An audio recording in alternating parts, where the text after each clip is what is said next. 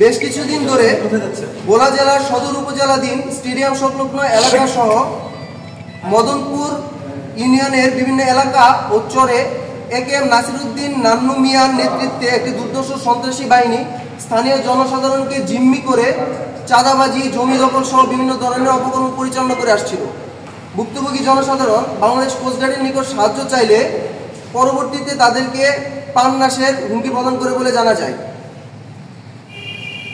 গোপন সংবাদের ভিত্তিতে আজ শুক্রবার রাত 2:30 হতে সকাল 6 পর্যন্ত বাংলাদেশ কোস্টগার্ড দক্ষিণ জোন, বাংলাদেশ নৌবাহিনী এবং বাংলাদেশ পুলিশের সমন্বয়ে যৌথ বাহিনীর একটি অভিযান পরিচালনা করা হয়। উক্ত অভিযানে ভোলা জেলার সদর উপজেলাধীন আবহাওয়া অফিস রোডস্থ মিয়াজি বাড়ি তল্লাশি করে একেএম নাসিরউদ্দিন নান্নু মিয়া, তার ছেলে মোহাম্মদ আরিফকে 2টি আগ্নেয়াস্ত্র, 10টি দেশীয় অস্ত্র সহ এবং 2টি মোবাইল সহ আটক করা হয়।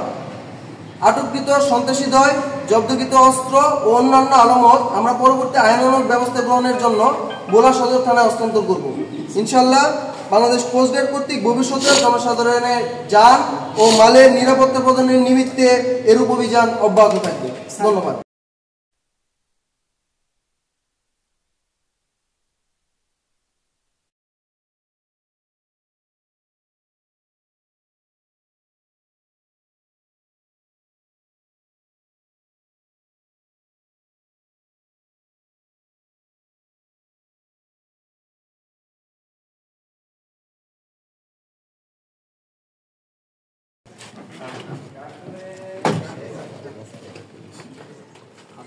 একজন উপর উঠে একজন উপর উঠে